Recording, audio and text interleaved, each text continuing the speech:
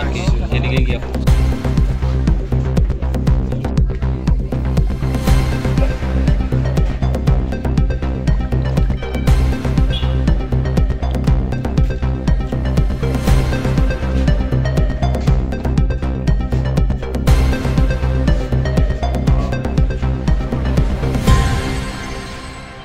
কালকে রাত্রে ডাক্তার দেখায় হায়দ্রাবাদের থেকে আইছি বাড়িতে 7টা বাজে। আসার পরে খাওয়া দাওয়া করে সবাই ঘুমাইছি। আমার যে খাটে ঘুমাইছি 4 জন লোক ছিলাম, আমার 2 মেয়ে আমার ওয়াইফ। রাত্র 3:25 বাজে একটা শব্দ হয়েছে। ওই শব্দ মানে লগে লগে দরজা খুলতাম পারছি না আমি। ওইটা দিয়ে প্রথমে মনে হচ্ছে ঠাডা নিয়ে দিছে। তারপরে দিয়ে ঘরের ভিতরে ধোঁয়া ঢুকতেছে, ধোঁয়া এমন ধোঁয়া পুরো অন্ধকার।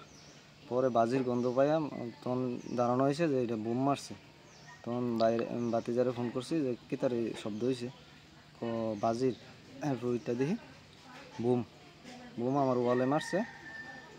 ওয়াল থেকে ফিরে আমার একটা মারুতি ভ্যান গাড়ি আসলো, এটার উঠে পড়ছে গ্লাস মাছ, এটার পিলা টিলা গেছে গা গরুর ঘরের দরজাত গিয়া পরে পড়ছে বুমটা। গরুর ঘরের দরজা ভাঙ্গা চেঙ্গে গেছে সব কিছু। তোমার মনে কি হয় যে ঘটনাটা কি কারণে এরকম ঘটছে তোমার বাড়িতে? ঘটনাটা দীর্ঘ 1 বছর ধরে 2-3টা ফ্যামিলি এখানে আছে। আমরা যে পাড়াটা থাকি এটা মুসলিম এরিয়া।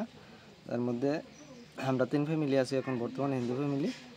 এর মধ্যে আমরা বাড়িটা যদি নরম করতে পারে এই 2টা ফ্যামিলি ওখান থেকে জায়গা টাকা ফালাই যাইব গা। আর 2-3টা মুসলিম ফ্যামিলি আছে। ইদানিং 1 বছর ধরে আমাদের উপর টর্চার, হুমকি ধমকি অনেক কিছু দিতেছে।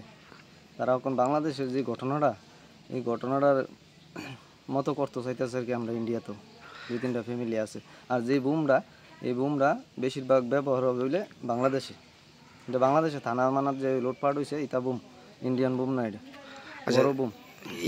এই এরিয়ায় কি মানে ভবিষ্যতে কি অনেক আগে হিন্দু ফ্যামিলি ছিল এখানে? হ্যাঁ, ফ্যামিলি ছিল, আগে ছিল। আমাদের বাড়ির নিচে আমার নারায়ণ কাকা ছিল দেবনাথ, উনি বাড়ি ডাকাতেই ছিল। তো উনি ফ্যামিলির উপরে অত্যাচার, স্বর্ণ লুটপাট করে টাকা পয়সা সব কিছু নিয়ে গেছে। পরে তাই নিয়ে এই রাগ অভিমানে এখান থেকে বাড়ি টাড়ি বেচা, যে জায়গা যাইব 20 লাখ এই জায়গা 2 লাখ বেচা তাই নিয়ে থেকে গেছে। তাই নিয়ে আসলো এখানের মেম্বার। তাই নিয়ে যাওয়ার পরে তাই আমরা বাড়ির সাথে আরও 8-10টা ফ্যামিলি গেছে। এখানে 3 ফ্যামিলি আছে। তোমার কি মনে হয় তোমরা এই না, এখানে যে পরিস্থিতি এখানে থাকার মতো আর কোনো আমাদের কোনো রাস্তা নাই, এখান থেকে বাগন ছাড়ার উপায় নেই। যে শুরু করছে তারা। এটা কোন জায়গা ঘটনাটা? কমাশহর চা বাগান মিয়াপাড়া বলে আর কি। তোমার নাম কি? রাজুদেব। কমলাসাগর বিধানসভা অন্তর্গত কমলাসাগর গ্রাম পঞ্চায়েতের চা বাগান এলাকায় রাকেশ দেবের বাড়িতে ভোর আনুমানিক 3:30টায় বুম ব্লাস্ট করা হয়। তো এই যেখানে দেওয়া হয়েছে বুমটি, ওইখানে পাশের সাথেই ঘরে 4 জন লোক ছিল। তো ভগবানের কৃপায় বুমটি অন্যদিকে ধাবিত হয় এবং বাইরে গিয়ে একটা গাড়ির সামনে ব্লাস্ট হয়। তো ভগবানই রক্ষা করেছেন। আজকে যে দুর্ঘটনা ঘটেছে, আততায়ীরা করেছে, কে করেছে বা কারা করেছে এটা তো আর কেউ জানে না। তো পুলিশ প্রশাসন ভোরবেলায় এসেছেন। আমার সাথে মধুপুর থানার ওসি দেবজিৎ চ্যাটার্জি মহোদয় আছেন। ওনারা দেখছেন কী করা যায় বা কে করেছে।